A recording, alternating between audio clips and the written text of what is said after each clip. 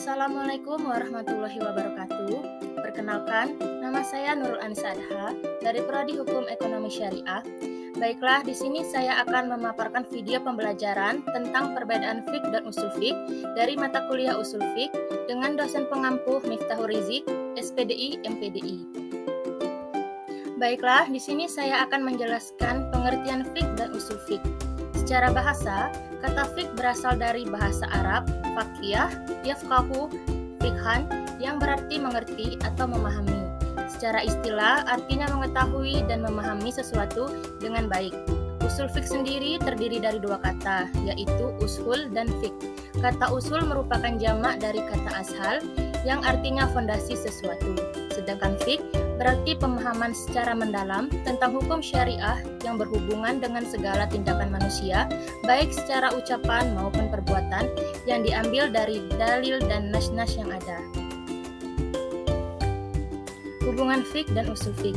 Hubungan fiqh dan usul fiqh seperti hubungan ilmu mantik atau logika dengan filsafat. Mantik merupakan kaidah berpikir yang memelihara akal agar tidak terjadi keraguan dalam berpikir, sedangkan usul fiqh mengacu pada ilmu yang membahas persoalan-persoalan hukum Islam dan kaidah-kaidah mengenai metode dalam menggali hukum dari dalil. Usul fiqh merupakan proses dari istinbat atau menggalinya hukum dari dalil, sedangkan fiqh merupakan hasil atau produk dari usul fiqh yang sudah dituangkan ke dalamnya, sehingga fiqh sangat bergantung dan berhubungan dengan usul fiqh. Ruang lingkup usul fiqh.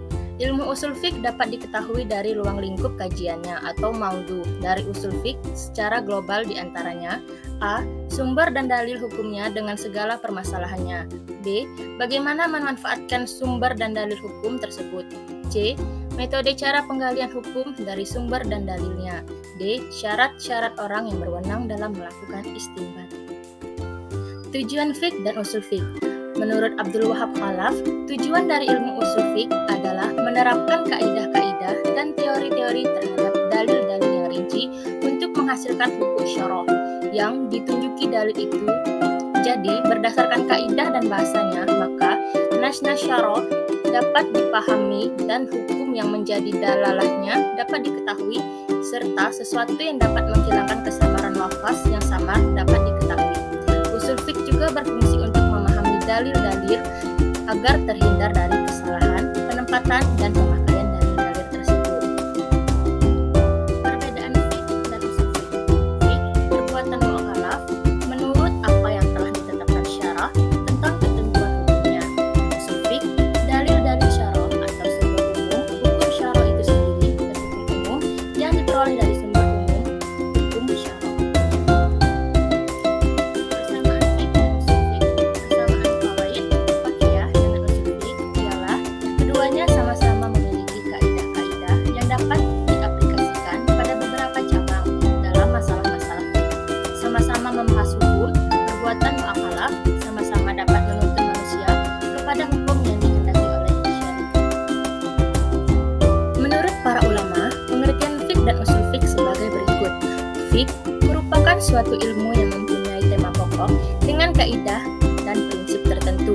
Karenanya, dalam kajian fiqh, para fuqaha menggunakan metode-metode tertentu seperti qiyas, istihsan, memilih yang lebih baik atau lebih kuat, istishab, penetapan hukum yang berlaku sebelumnya, istislah, dan zat az-zariyah atau az-zariyah, larangan terhadap syarah yang dapat mendatangkan perbuatan yang dilarang. 2. Fiqh adalah ilmu tentang hukum syariah, yaitu qaulullah atau kitabullah yang berkaitan dengan perbuatan manusia, baik dalam bentuk perintah, bentuk perbuatan, larangan, pilihan, maupun yang lainnya. Karenanya, fiqh diambil dari sumber-sumber syariat, bukan dari akal atau perasaan. 3. Fiqh adalah ilmu tentang hukum syariah yang berkaitan dengan perbuatan manusia, baik dalam bentuk ibadah maupun muamalah. Atas dasar itu, hukum akidah dan akhlak tidak termasuk fiqh, karena fiqh adalah hukum syar'ah yang bersifat praktis yang diperoleh dari proses istidlal, metode berdalil dengan berbagai dalil hukum selain Al-Quran dan As-Sunnah, atau istinbat, penyimpulan dari sumber-sumber hukum yang ada. Dan yang keempat, fiqh diperoleh melalui dalil yang tafsili terperinci, yaitu dari Al-Quran, sunnah Nabi Muhammad SAW, kias dan ijma melalui proses istidlal, istinbat atau nahar, analisis. Yang dimaksud dengan dalil tafsir adalah dalil yang menunjukkan suatu hukum tertentu. Misalnya, firman Allah Subhanahu wa taala dalam surat Al-Baqarah ayat 43. Dirikanlah salat dan tunaikanlah zakat.